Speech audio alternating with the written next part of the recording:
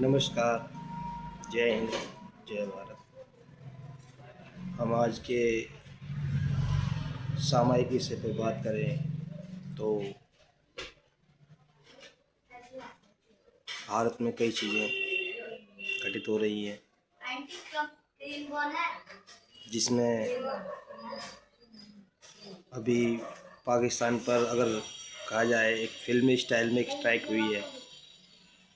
जो एक फ़िल्म आई है धुरंधर, उसकी बड़ी चर्चा है और वह पाकिस्तान और हिंदुस्तान की जो बेस्ड है उसमें करैक्टर्स लिए गए हैं और जो वहाँ के रियल किरदार हैं उनसे मिलते जुलते हैं और भारत की स्ट्राइक पाकिस्तान में होती हैं वह किरदारों को बिल्कुल हूबहू उसी रूप में उतारने की कोशिश की गई है, जिसकी बड़ी प्रशंसा भी हो रही है और प्रतिष्ठित भी हो रहा है, उसका विरोध भी हो रहा है। पाकिस्तान के अंदर बड़ा ही विचित्र मामला देखने में आ रहा है कि वहाँ पे इस गाने पर लोग वीडियो भी बना रहे हैं और इस फिल्म का विरोध भी कर रहे हैं।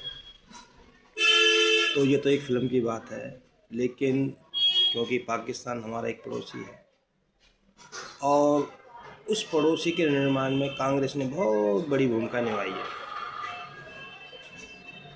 और कांग्रेस जो कि एक मात्र कारण रही है पाकिस्तान के निर्माण के लिए, जिम्मेदार वही है और बड़ा वो ही अलग स्टाइल अपनाते हैं। कहते हैं कि जी अरे भाई, जब आपने हिंदू मुस्लिम सबको महत्व दिया तो मुस्लिमों ने कांग्रेस की बात क्यों नहीं मानी? फिर पाकिस्तान का निर्माण क्यों हुआ? इतना ही आप सेकुलर रूप में रखने वाले थे, इतने ही आप देश का विभाजन के खिलाफ करने वाले थे।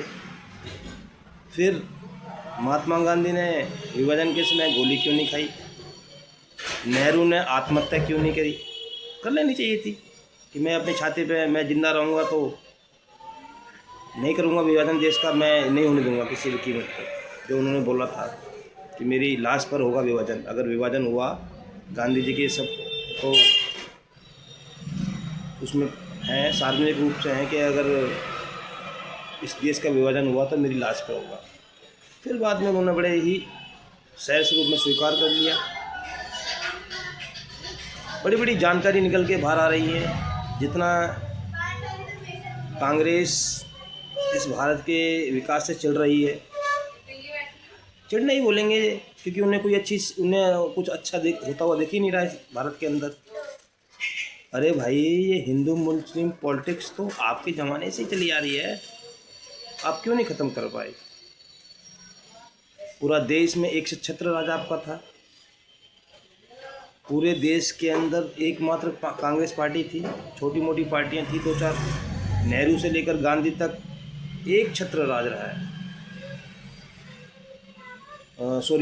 नेहरू से लेकर इंदिरा गांधी तक एक छत्र राज रहा है आपका।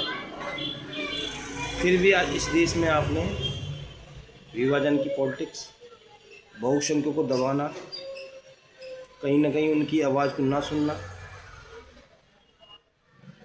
फिर भारतीय जनता ने सोचा कि कांग्रेस क्योंकि अंग्रेज़ों की बनाई हुई पार्टी है और दुर्भाग्य देखिए आज तक विदेशी लोगों का उस पर आधिपत्य है, किसी न किसी रूप में ही सही।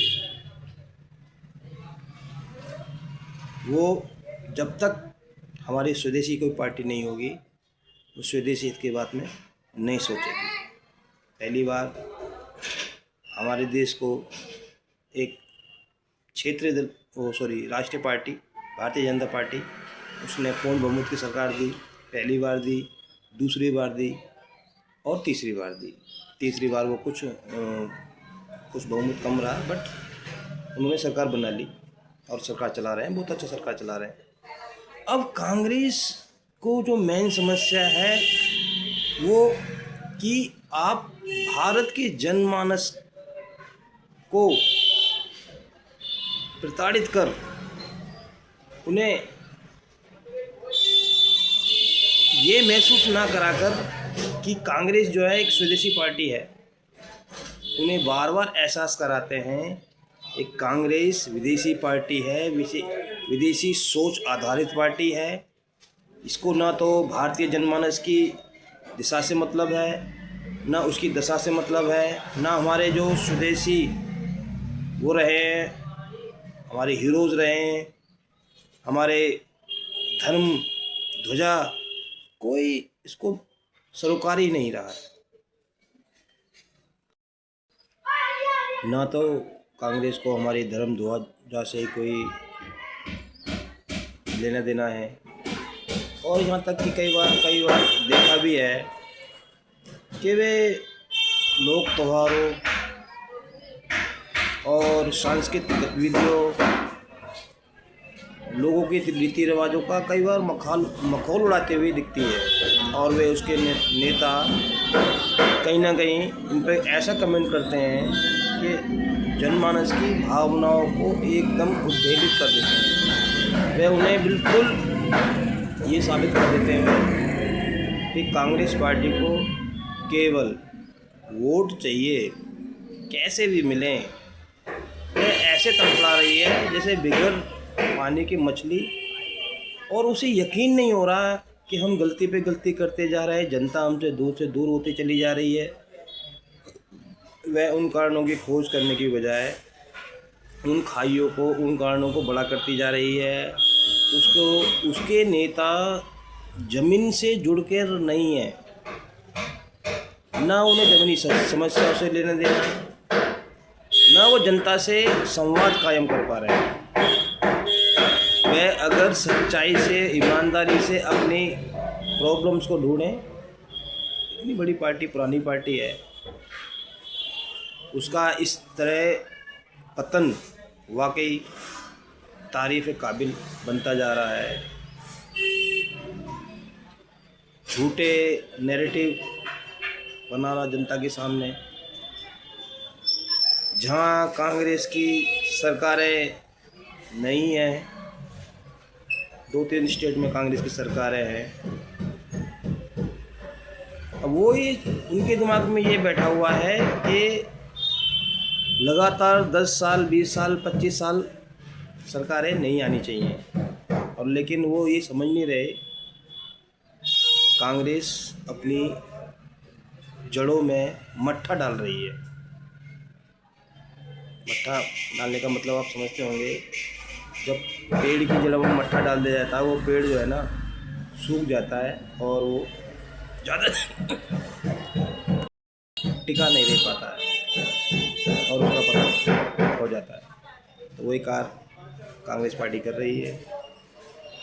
मैं बार बार अपने विचार इसलिए कांग्रेस पे रखता हूँ क्योंकि हम चाहते हैं स्वस्थ लोकतंत्र के लिए मजबूत विपक्ष का होना भी जरूरी है,